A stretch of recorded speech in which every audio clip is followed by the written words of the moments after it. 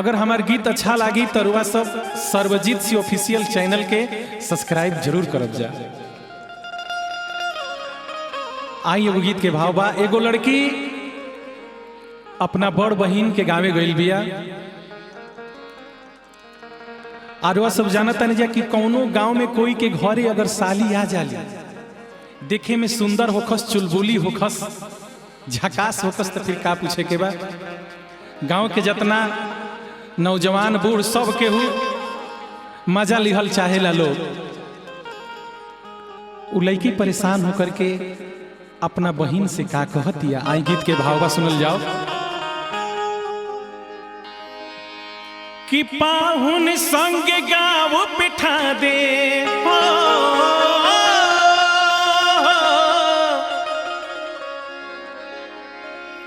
पाहुन संग गाँव बिठा दे, हमारा के अब हाली कि दीदिया रे दीदिया कहे गाँव भर साली, दीदिया रे दीदिया कहे गाँव भर साली। पाहुन संगे गाँव बिठा दे, पाहुन संगे गाँव बिठा दे, हमारा के अब हाली दीदिया रे दीदिया कहे गाँव भर साली, दीदिया रे दीदिया कहे गाँव भर साली।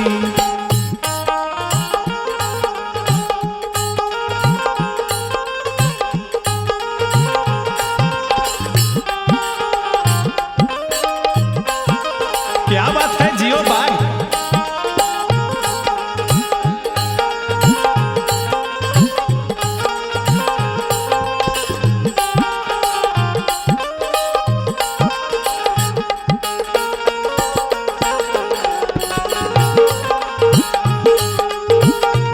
अरे जिया धनंजय भाई जियो। कहतिया उ लड़की, अरे बूढ़ाओ भी जोड़ लेता हमरो से नाता,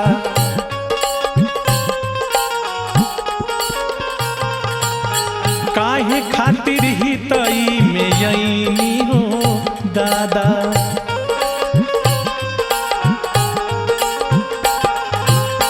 बूढ़ाओ भी जोड़ लेता हमारा से नाता, काहे खाती ही तई में ऐनी दादा। दीवारा तोर कहा तड़ुए,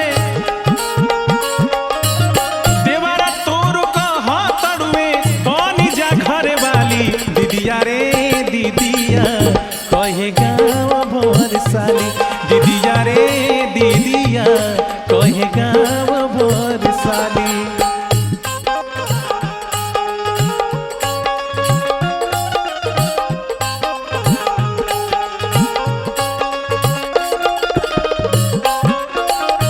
जिया क्या बात है।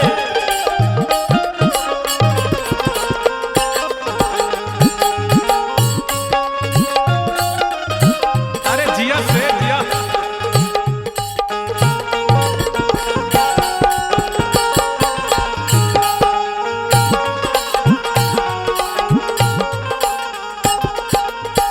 और का भाव बा। अरे जाई तो काने लोग छू देता गाल रे,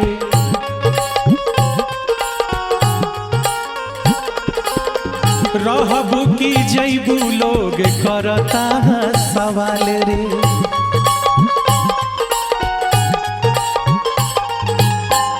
जाई तो काने लोग छू देता गाल रे, रहबू की जैबू लोग करता सवाल रे।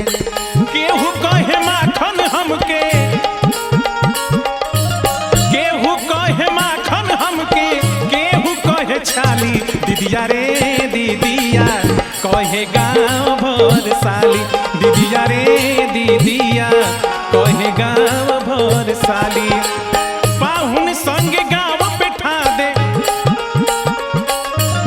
पाहुन संग गाँव बिठा दे, हमारा के अब हाली दीदिया रे दीदिया कहे गाँव भर साली, दीदी